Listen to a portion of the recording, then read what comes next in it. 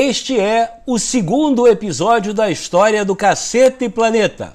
A TV pirata toma conta do mundo. Pensata, com Marcelo Madureira. Pois então, vamos continuar aqui a minha narrativa sobre a história do Cacete Planeta, segundo Marcelo Madureira. Evidentemente que esse é o meu lado da história, né? Não existe um lado absoluto, mas eu também não vou ficar aqui fazendo teoria da história. Eu vou contar aqui, estou contando, quem não viu ainda o primeiro episódio, que vai lá aqui, ó, na primeira parte da criação do Cacete Planeta, em que eu falo lá quando a gente veio desde a época da escola de engenharia e encontrou o pessoal do Planeta Diário, enfim. A primeira parte trata realmente das raízes profundas do Cacete Planeta. Nessa segunda parte eu vou começar a partir da TV pirata.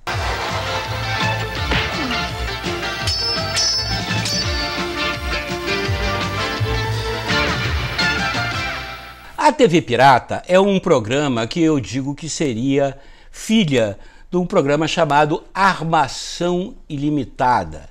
Um programa do Guel Arraes, que eram três, a André Beltrão, o Cadu Moliterno e o André, agora não vou lembrar.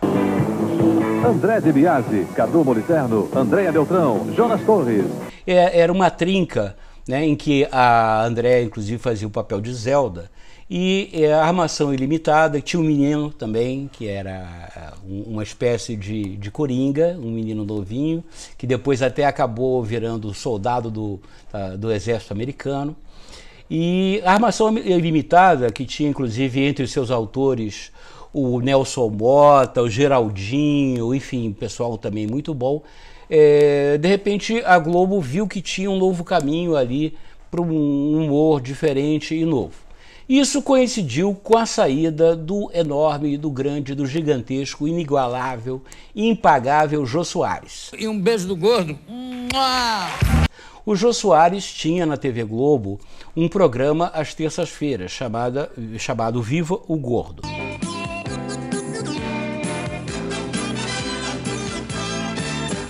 Então o SBT, com o Silvio Santos, veio com uma proposta irrecusável para cima do Jô Soares, inclusive prometendo a ele fazer um programa, um talk show. Naquela época não tinha talk show praticamente na televisão brasileira. Não no esquema que o Jô inaugurou aqui, né? Ele trouxe dos Estados Unidos um tipo de show que vem desde a época do Johnny Carson, né? Mas o Jô soube transplantar muito bem aqui esse modelo para a televisão brasileira, mas a Globo nunca queria produzir um talk show para e com o Jô Soares. Então o Jô Soares saiu da Globo principalmente porque o SBT prometeu que ele poderia fazer um talk show.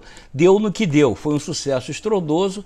A Globo teve que chamar ele de volta depois, em que ele fez então o Jô Soares, né, 11h30, um programa que entrou para a história da televisão brasileira pela quantidade de entrevistados, enfim, pela importância que teve no contexto, né, da cultura brasileira, da política, e sempre com o magistral Jô Soares, sua equipe de redatores, Max Nunes, que eu já falei aqui, brilhando como sempre, né? O Jô Soares, então, pôde que aposentar, digamos assim, os seus incríveis personagens e ficar só no late night, como se diz, né? Na tarde da noite, fazendo o seu talk show. E dessa vez a Globo realmente foi obrigada a engolir, porque foi tanto sucesso que hoje eles tentam repetir, né, a mesma coisa com o Pedro Bial, né? Também é bom, mas o Jô é o Jô, né?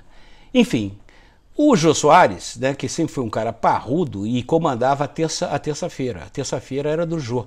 E terça-feira é um programa, quando tinha televisão aberta, né, de broadcasting, de rede, era muito importante, porque na terça-feira era um dia que as pessoas viam muita televisão, viam muito, principalmente no horário nobre. Os preços, né, dos comerciais, dos anúncios, dos apoiamentos, né, dos patrocínios, eram enormes, né, porque naquela época, desde o Jornal Nacional, que começava pontualmente às 8 horas, ia até a novela, se não me engano, a novela das 11, né, das 10, das 10. O programa da linha de shows começava às 9. O fato é que o Jô Soares, né, deixou um buraco enorme na grade da Globo. E a Globo não sabia o que fazer quando o Boni, o sempre genial Boni e o Daniel Filho resolveram apostar na linha do Armação Ilimitada, criando o que eles chamavam de um projeto de humor novo. Para isso, eles chamaram o Guel Arraes, que já dirigiu a Armação Ilimitada. Guel Arraes convidou o José Lavini, que é um cara que veio do teatro, desse teatro novo da geração 80, junto com o Zé também vieram, então, um bando de redatores de primeiro time, começar pelo Luiz Fernando Veríssimo, mas antes disso eu devo dizer que o Cláudio Paiva, que antes era do Planeta Diário, junto com o Hubert e com o Reinaldo, foi pescado lá do Planeta Diário para ser o coordenador desse projeto do Humor Novo. E o Cláudio Paiva, junto com o Guel, começaram a regimentar um grupo de novos redatores, né? Patrícia Travasso, João Miguel Falabella, que era redatora, já era ator consagrado, mas era também um excelente, até hoje, um excelente redator, né? O Mauro Razzi, um grande teatrólogo, dramaturgo brasileiro, infelizmente falecido muito prematuramente.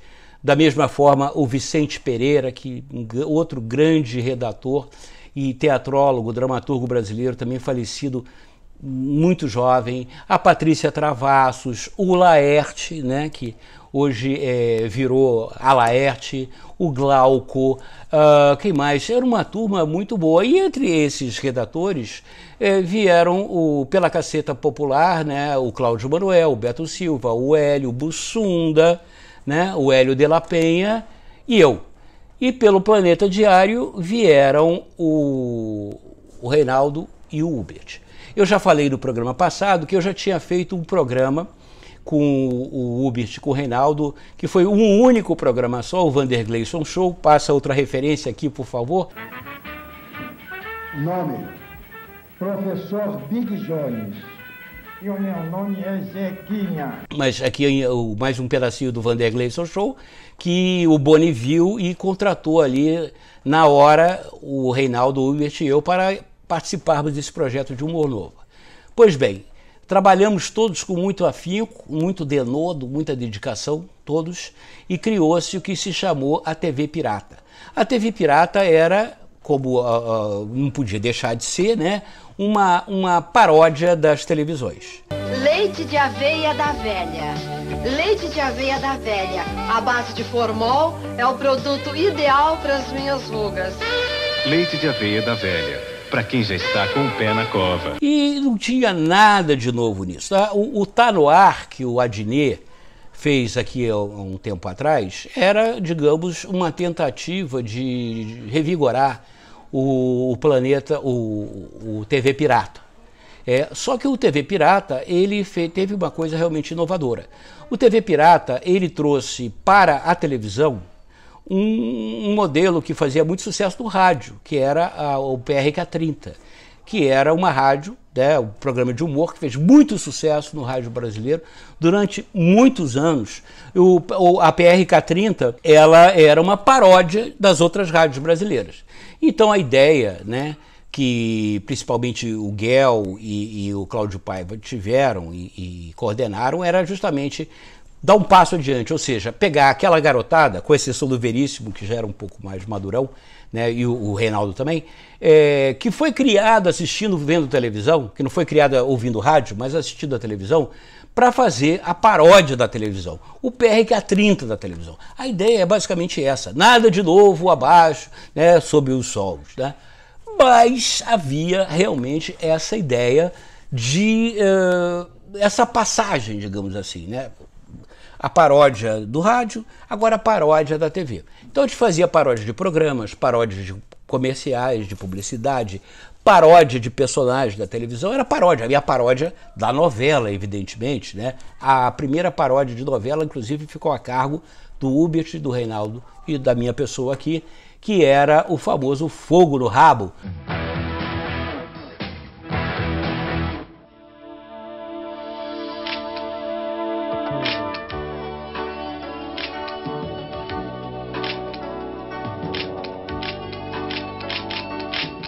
Com o personagem Barbosa. Estamos entrando em trabalho de parto.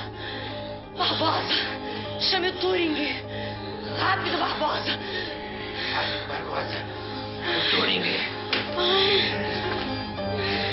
interpretado pelo Neila Torraca. Aí vejam vocês, né? De repente eu, um engenheiro do BNDES, me vi cercado de pessoas famosérrimas, super talentosas, né?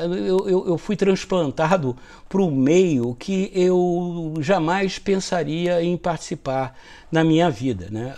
O meu sonho era ser presidente do BNDES, o meu sonho era fazer carreira realmente na gestão pública. Vejam que coisa interessante, né?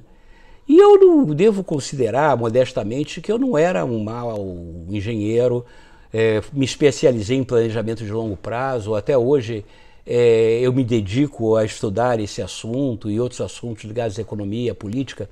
Eu costumo dizer, né, que o que era meu hobby virou profissão e o que era profissão virou hobby. Eu nunca me esqueço que no meu último dia de BNDES, né, quando eu fui pegar minhas coisas e ir embora, definitivamente eu fiquei até mais tarde para passar o serviço para quem ia me substituir. E então saí tarde do banco sozinho, o banco já praticamente já deserto, né?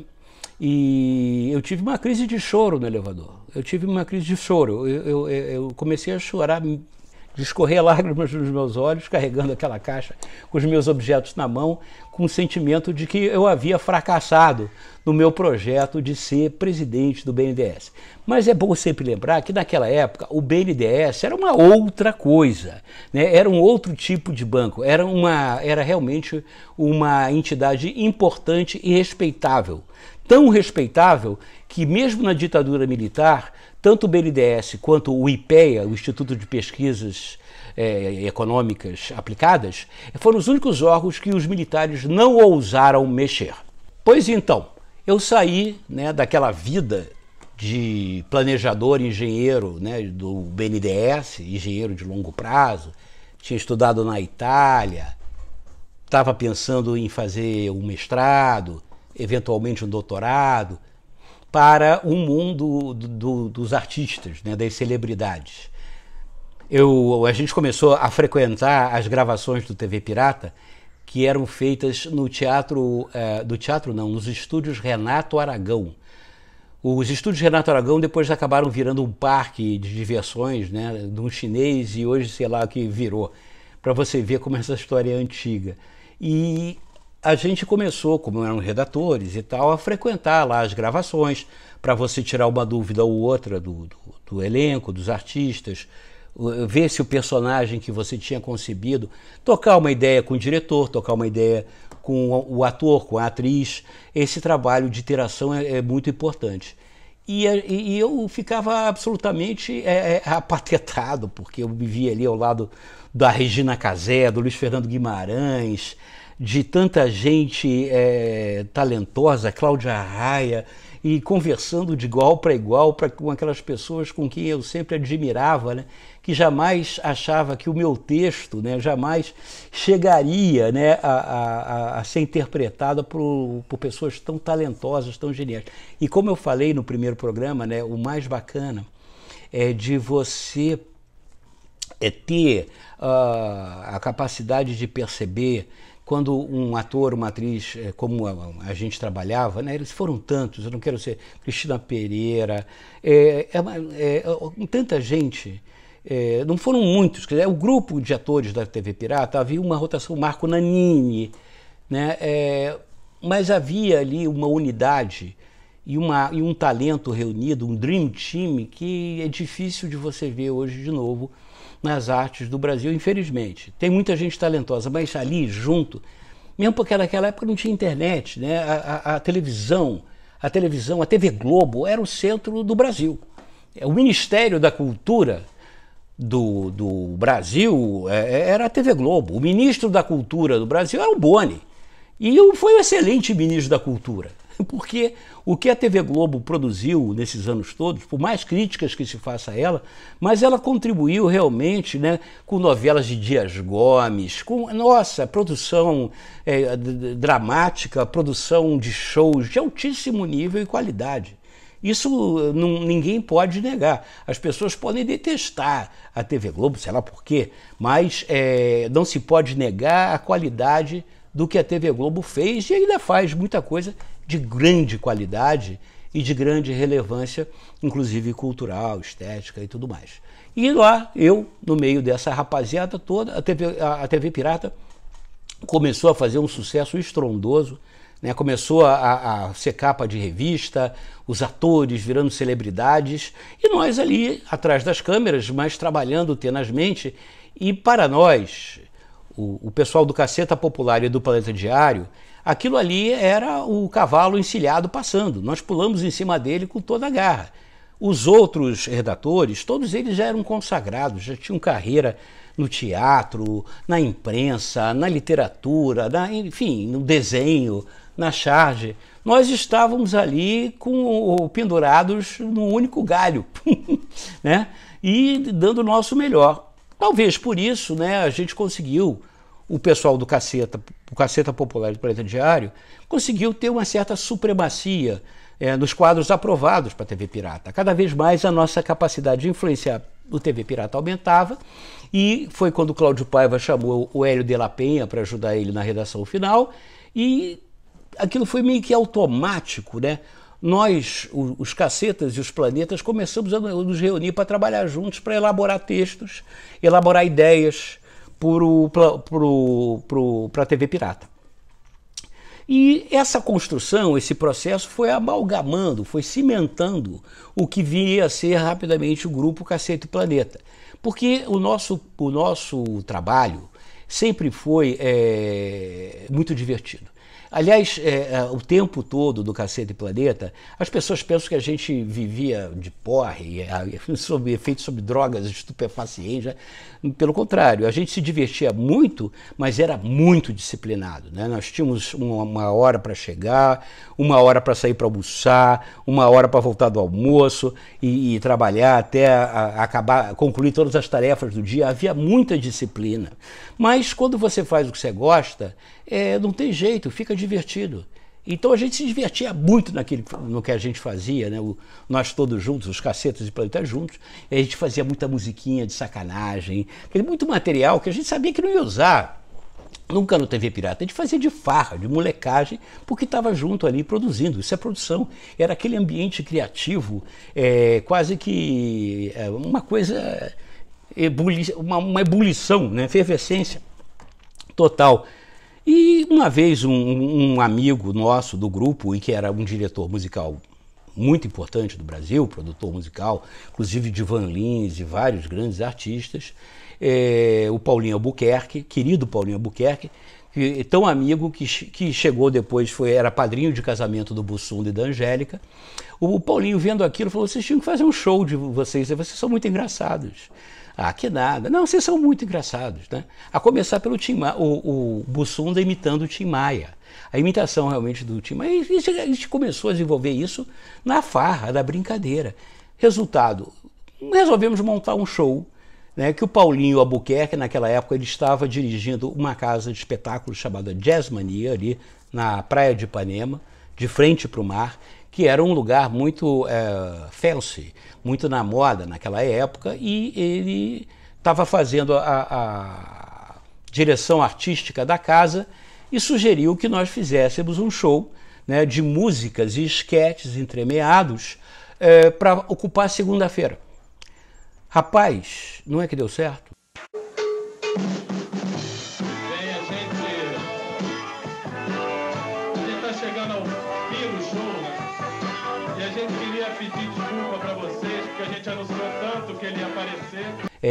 Em que o Bussunda imitava o Tim Maia. Som.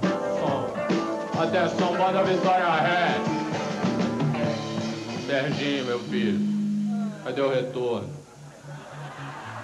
O Hubert imitava o falecido Paulo Francis, eu imitava um cantor de música de protesto, enfim, tinha vários números musicais, né? O grande sucesso que a gente fez naquela época foi Mãe é Mãe, Paca é Paca, Mulher é Tudo Vaca. Mãe é mãe, paca é paca.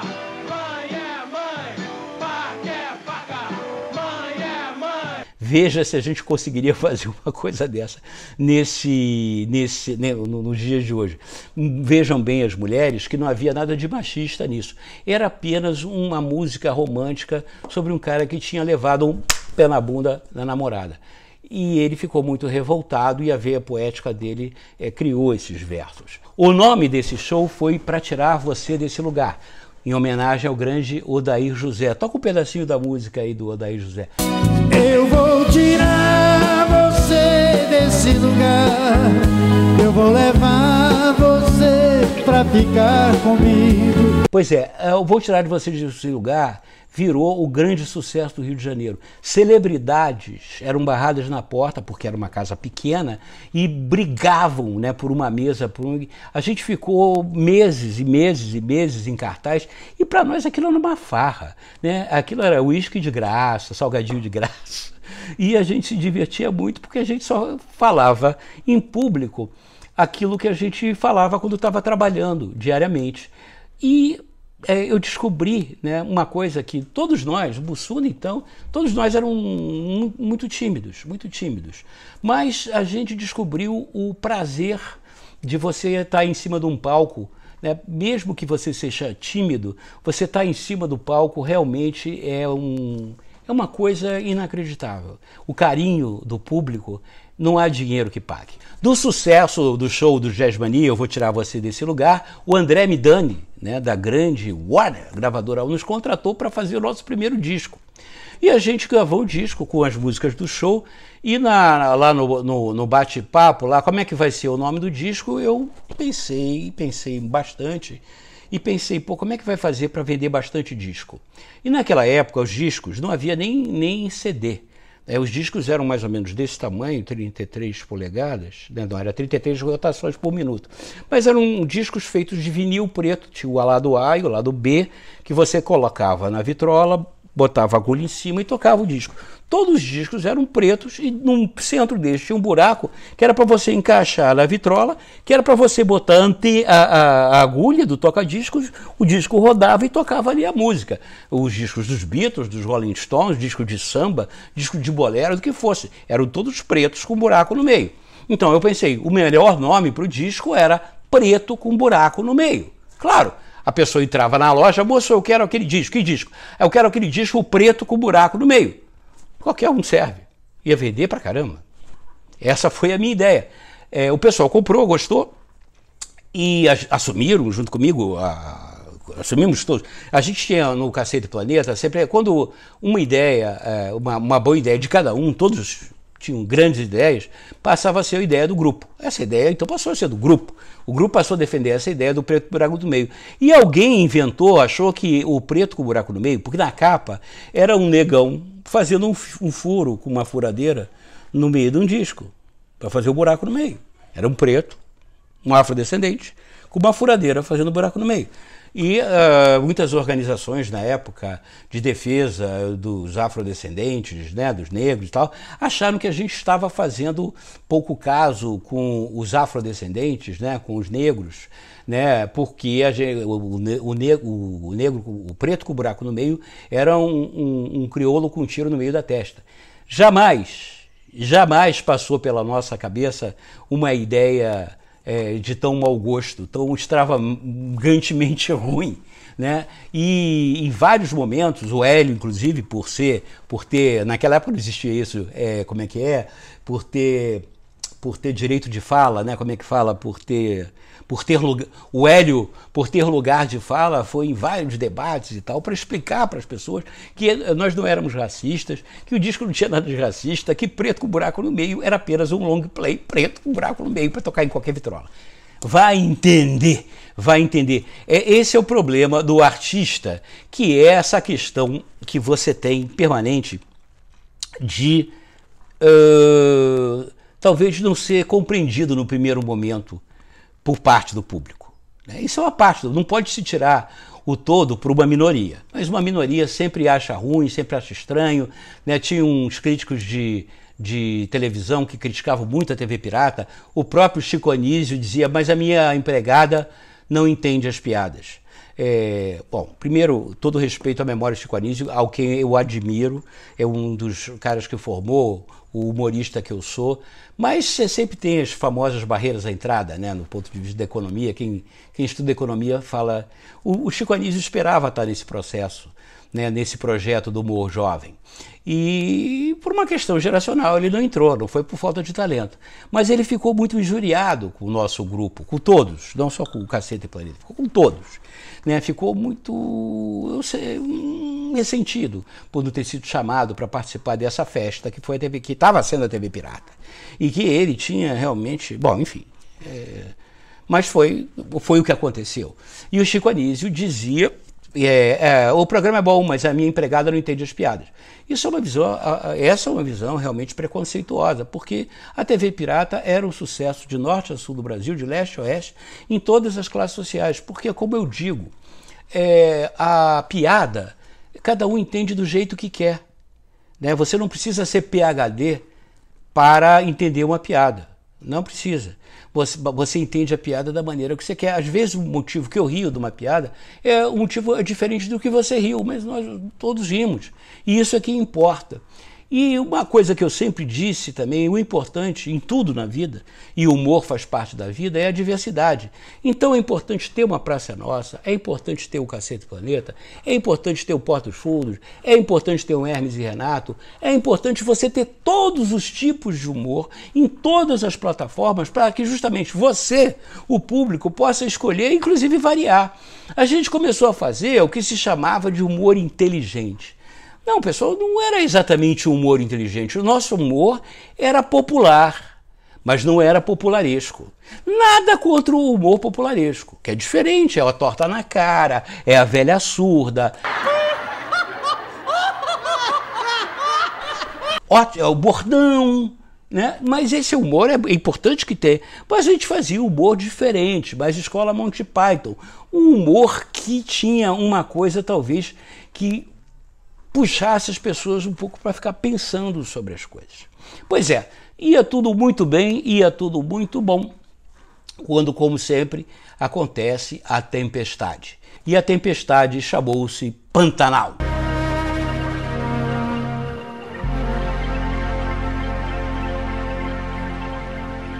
Pantanal, uma novela da Rede Manchete.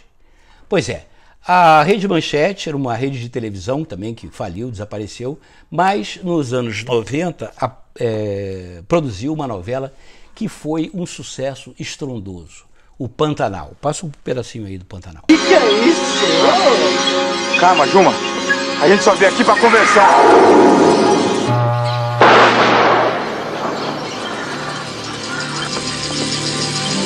Se der mais um passo... O Pantanal simplesmente derrubou toda a grade noturna da TV Globo.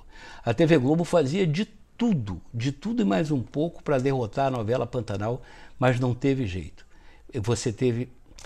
A TV Globo teve que derrubar toda a sua grade, todos os seus programas, para reconstruir-se, se reinventar, para poder combater, né, para poder ganhar de novo a audiência que havia perdido para a novela Pantanal. O pessoal tinha mudado todo para a TV Manchete. Ora, veja. E nisso, nós, que estávamos no bem bom da TV Pirata, a TV Pirata acabou, como toda a programação noturna, e o Boni e o Daniel Filho falaram: olha, vocês têm que apresentar novos projetos para o ano que vem, senão vocês estão na rua. Rapaz, nós saímos trabalhando em um montão de projetos, uns 5 projetos. Eu participei de uns 2 ou 3. Mas tinha um projeto que a gente pensou em fazer um Fantástico de humor. Como tinha um programa Fantástico, fazia muito sucesso, que era um programa de variedades, a gente pensou, por que a gente não faz um programa de variedades, mas de variedades humorísticas ou curiosas?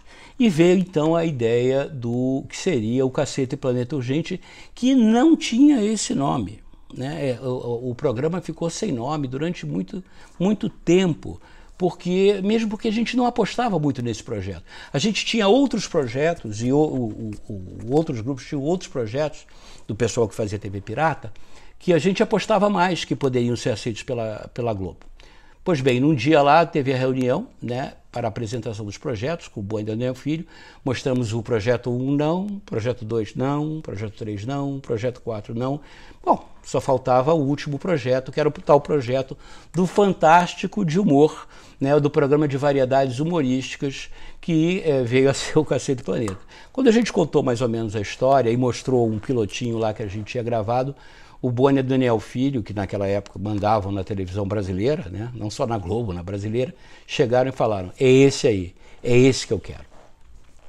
Nesse mesmo período, nessa mesma época, o grupo Cacete Planeta já estava consolidado, já existia, não na frente das câmeras, não existia em lugar nenhum, só atrás das câmeras. A gente juntou o jornal Planeta Diário com a Caceta Popular, fazendo uma revista chamada Cacete Planeta. Fomos trabalhar na mesma casa lá em Botafogo, enfim. Começamos a fazer uma série de outros trabalhos na área de publicidade e tal, já com a marca Cacete Planeta. Foi quando apareceu, então, a oportunidade de fazer um show no Canecão. Fazer um show no Canecão, pessoal, hoje o Canecão está fechado, infelizmente, abandonado, mas era a maior casa de espetáculos que havia no Rio de Janeiro, e era histórica. Todos os grandes nomes nacionais e internacionais se apresentavam no Canecão.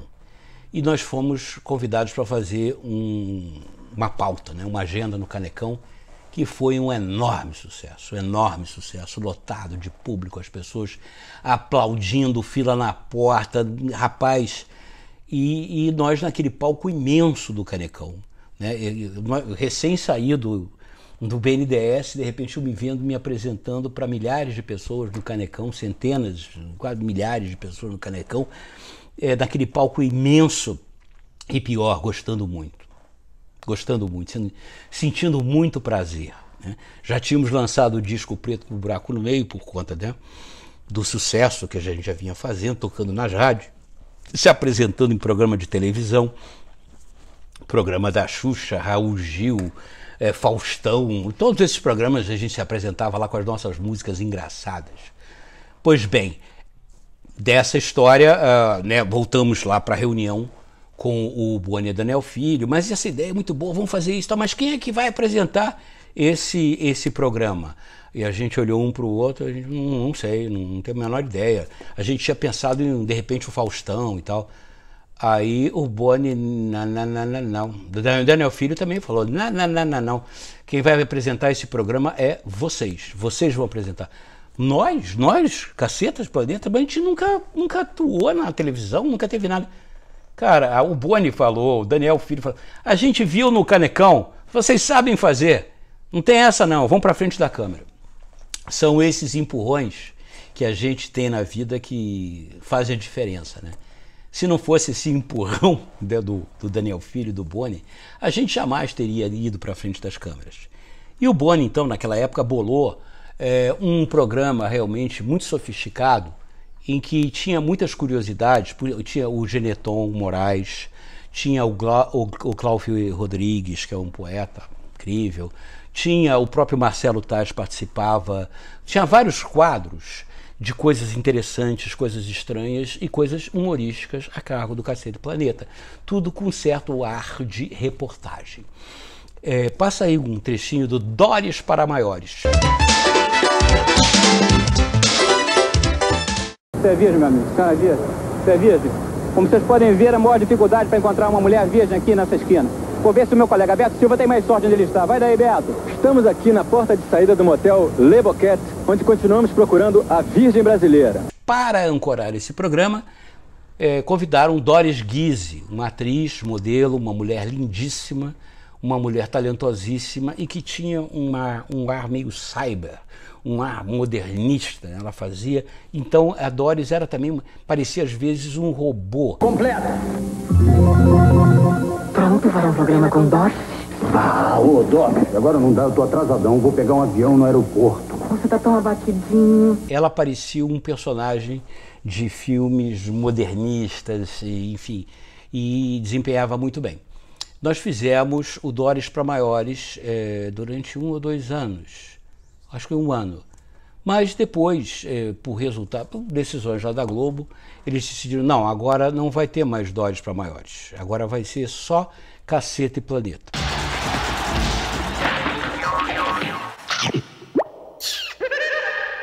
E naquela época a gente já, o programa, não era Caceta e Planeta toda terça-feira, era Terça Nobre. Os programas se revezavam. Então, numa terça era o Caceta e Planeta, no outro era o Programa Legal da Regina Casé, em que o Hubert era um dos redatores, o redator final era o Hubert, o Marcelo Taz também trabalhava, o Pedro Cardoso também trabalhava no Programa Legal. Tinha um outro programa de detetive, se não me engano, com o Tarcísio Meira. Enfim, esses programas iam se revezando. Então, todos tinham uma frequência mensal. Era bem mais fácil de fazer. E foi assim, né, que um belo dia o Boni falou, olha, agora não vai ter mais Dores para Maiores, o programa vai ser o Caceta e Planeta Urgente. Cada vez mais a gente foi se consolidando naquela, digamos assim, com o público. O público cada vez mais foi conhecendo mais o Caceta e Planeta, porque naquela época, como o programa é mensal, a gente podia rodar muito o Brasil fazendo show, a gente podia participar muito fazendo também ativações ou participações em eventos de empresa, em campanhas publicitárias, essa coisa toda.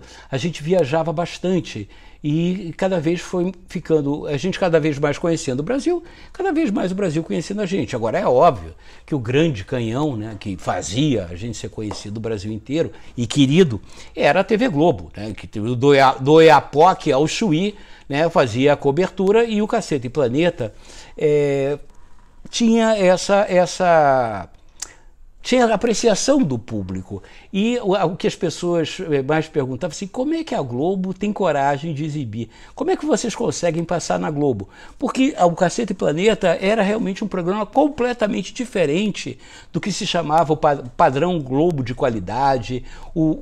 Era um programa fora do esquadro da Globo. O futebol brasileiro está em festa. Nasceu a filha do jogador Edmundo Animal.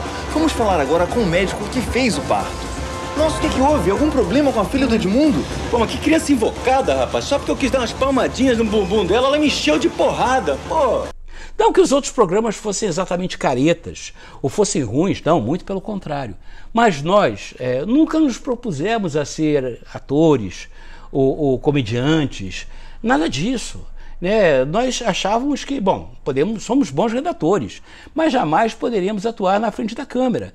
Mas à medida que a gente foi começando a trabalhar aquilo e se empenhando, a gente foi realmente aprendendo, desenvolvendo características nossas que a gente não conhecia, de atuação, de tempo de comédia, de fazer personagens.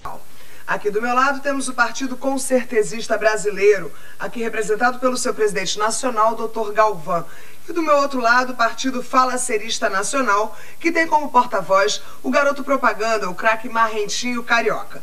E para isso também é bom que se diga que uma das coisas mais importantes é a equipe que você tem. Então nós tínhamos cenógrafos, figurinistas, maquiadores, cabeleireiros, diretores de arte, fotógrafos de grande talento e criatividade. Todos da nossa geração, da famosa geração 80, né? Todos querendo, com o seu trabalho, mostrar o papel da nossa geração em fazer alguma coisa de consumo realmente geral, né? De consumo de massa. Humor, programa, comunicação de massa. E fomos felizes nisso. Não só, né, por causa da nossa questão, o talento dos Cacetas e Planetas, a criatividade dos Cacetas e Planetas. É bom que se lembre que atrás das câmeras, a começar pelos diretores, né, José Lavini, tantos diretores, Rubem Camelo, Márcio Trigo, tantos diretores que trabalharam com a gente, extremamente talentosos, todos muito bem-sucedidos, que começaram praticamente com a gente. E a gente tinha um grupo que todo mundo era interessante, porque a nossa equipe era muito estável. Todo mundo queria trabalhar na produção do Caceta e Planeta, porque realmente o ambiente de trabalho era uma coisa muito gostosa, era uma coisa bem humorada, era uma coisa para cima, em que todo mundo era ouvido, né? Aí a gente falava tudo pela qualidade do produto. né? Tudo pela... a gente falava de brincadeira, né?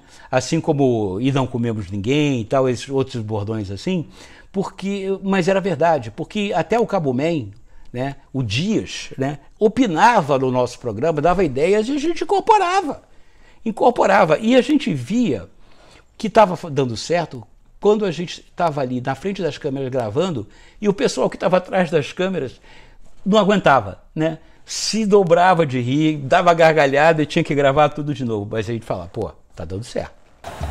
Em junho, todos os cobras do mundo estarão reunidos na França. E a jararaca da sua sogra vai ficar fora desta? Você não pode perder esta oportunidade. Promoção Sogra na Copa. As organizações Tabajara levam a sua sogra para a Copa do Mundo. Se cara que faz televisão todo dia acha engraçado, morre de rir, esse negócio está dando certo.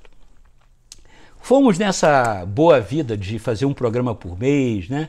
E escrevendo e tal. Nessa época, inclusive, eu também era colaborador na redação do programa Domingão do Faustão. Fausto Silva foi um dos melhores companheiros e chefes que eu já tive. Ô louco, meu! Não só carinhoso, respeitoso, criativo, mas também muito preocupado com o bem-estar da sua equipe, né? Eu sou testemunha disso.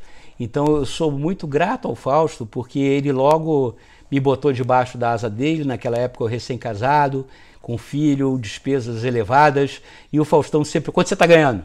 Está ganhando pouco, vou mandar subir o seu salário. Tudo ia muito tranquilo quando, na volta da Copa de 1998 na França, o Boni chamou a gente e falou o seguinte, olha, acabou essa folga de fazer programa mensal, né?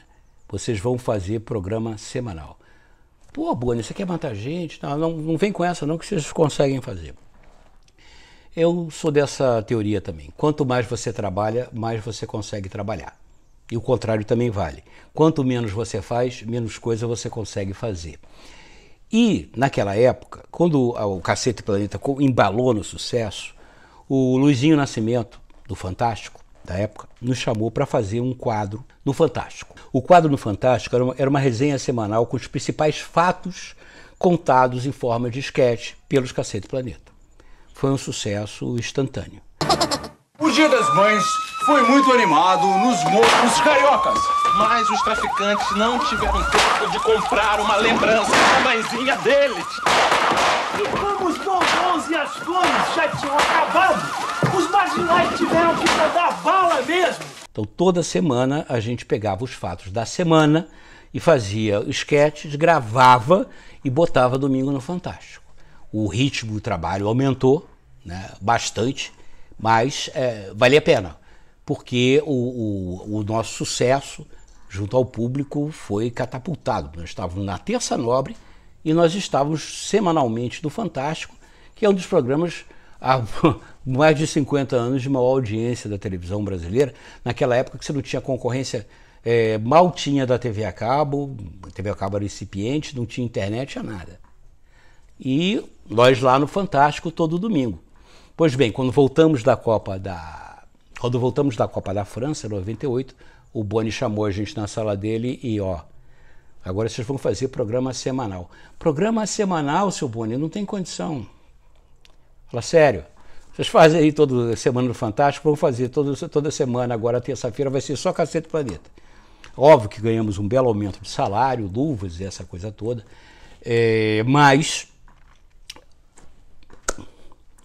mas tivemos que encarar, a nossa questão era o desafio. Era o desafio de você, toda a semana, no horário nobre, no principal dia, você ser líder de audiência. Essa passou a ser a nossa meta, passou a ser o nosso aim, né? O nosso alvo, o objetivo. Toda semana tínhamos que ser o campeão de audiência para ser o super campeão de audiência da TV Globo naquele horário. E foi quando começou o Caceta e Planeta Urgente. Mas essa história eu só vou contar no próximo episódio, porque eu pretendia fazer a história do Caceta e Planeta em 2 episódios, mas eu já vi que eu vou ter que fazer talvez em 3 episódios, ou talvez até em 4 episódios. O terceiro é certo que vai ter semana que vem. Vocês me acompanhem aqui deixem o seu like, mandem os seus comentários, não se esqueçam de assinar o canal, de compartilhar com os amigos. Se você não viu o outro episódio, veja o primeiro, veja de novo o segundo e semana que vem vai ter o terceiro. Aguardo vocês lá. Um beijo e um queijo. Tchau.